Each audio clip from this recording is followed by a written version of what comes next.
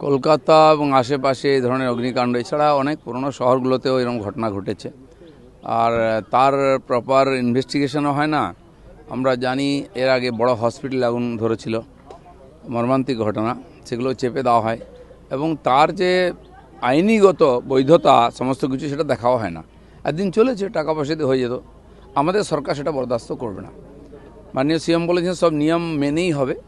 যেমন যেমন মন্ত্রিসভা বিস্তার হবে, মন্ত্রীরা দায়িত্ব নেবেন, তারা প্রথমে এগুলো খুঁটিয়ে দেখবেন সমস্ত ডিপার্টমেন্টে যা যা তার রীতিনীতি আছে, আইনগত ব্যবস্থা সব মেনে করতে হবে সবাইকে। আমিও সেজন্য আপিল করছি, সময় থাকতে এগুলো মেনে নিই। যা চলেছিল ওটা ঠিক চলেনি, ঠিক চলতে হবে যাতে আমাদেরকে বেশি কড়া হতে না হয়। সেজন্য এখনও সময় আছে, সবাই আপিল করুন, বৈধভাবে ব্যবসা করুন, কেউ আপনার গায়ে হাত দেবে না, আপনার পেটে কেউ ভাত মারবে না, এটা আমরা নিশ্চিত করছি। সেই জন্য বৈধভাবে ব্যবসা করুন এবং ভালো করে ব্যবসা করে লাভ করুন। আমরাও চাই আমাদের ইকোনমি স্ট্রং হোক, কিন্তু অবৈধভাবে কোনো কিছু করা যাবে না। কারখানা থেকে আরম্ভ করে ব্যবসায় সব জায়গায় বেআইনি চলে এবং কি এই যে বিদ্যুতের সংযোগ সেটাও অবৈধ। কারখানা চলছে, মোজার জুতোর কারখানা, সেখানে বৈধ কানেকশান নেই। আপনারা জানেন মগরাহাটেতে ইলেকট্রিসিটি বোর্ডের তরফ থেকে গেছিল সেই কাটতে কানেকশান, তাদের উপর অ্যাটাক করা হয়েছিল, পালিয়ে এসেছিল পুলিশ। এটা আজ নয়, বহু বছর চলছে। সেই জন্য ব্যবসা করবেন, পয়সা কামাবেন, সরকারকে দেবেন, এটা নয়। সরকারের রেভিনিউ কম আসে আর সরকারের সঙ্গে যুক্ত লোকেরাই অবৈধ কাজ করে, এগুলো চলবে না।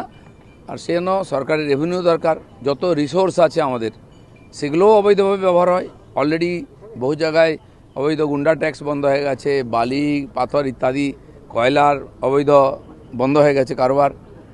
এই ধরনের ব্যবসাতেও যে ধরনের অবৈধ কাজ চলছে সেগুলো বন্ধ করতে হবে, নাহলেও বৈধ কানেকশন নিতে হবে। যেখানে সন্দেহ আছে, মনে হচ্ছে অবৈধ কাজ হয়েছে, নিয়ম মেনে হয়নি, সব কটা রিভিউ করবো আমরা। এবং মেসি কাণ্ডের মতো এত বড় একটা কলকাতাকে বদনাম করা হলো যে ঘটনায়, যারা পেছনে আছে তাদেরকেও ডাকা হবে আইনের সামনে এবং সাধারণ মানুষের টাকা যেভাবে লুট করা হয়েছে সে টাকা ফেরত দিতে হবে। বদলি সে তো আমরা 15 বছর দেখেছি কী করেছেন, মানুষকে অত্যাচার করেছেন। অভ্যাস না পাল্টালে আইন আছে সেসব পাল্টে দেওয়ার জন্য। তো সেই জন্য এইসব অভ্যাস যারা বদভ্যাস করেছেন পাল্টে ফেলুন, সরকার কোনো কিছু বরদাস্ত করবে না। মানুষের যে যে দাবি আছে, মানুষকে যেভাবে প্রতারিত করা হয়েছে, প্রতারণা করা হয়েছে, তার হিসাব তো চাওয়া হবেই। আর সব আইনগতভাবে যা যা রাস্তা আছে সেভাবে এগোবে সরকার। অনেক বাঘসিংহকে আবার খাঁচায় ঢুকতে হবে, সেটাই যোগ্য জায়গা। আমরা দেখেছি এইসব বড় ডায়লগ অনেকে বলতো, কারণ ক্ষমতাটা এরকম, তার অপব্যবহার করতে করতে মানুষকে কষ্ট দেওয়া হতো, সেগুলো বরদাস্ত হবে না। অবৈধ কাজের সব কিছু বৈচারিকভাবে তার সমাধান হবে। টুটু বসু অনেক দিন ধরে ক্লাবের সঙ্গে যুক্ত ছিলেন, ফুটবল প্রশাসনের সঙ্গে যুক্ত ছিলেন, পুরনো মানুষ, ময়দানে অনেক দিন ধরে কাঁপিয়ে বেরিয়েছেন। তো তার চলে যাওয়াটা তো ক্রীড়া জগতে একটা ক্ষতিও বটে। আমি তার আত্মার শান্তি কামনা করব।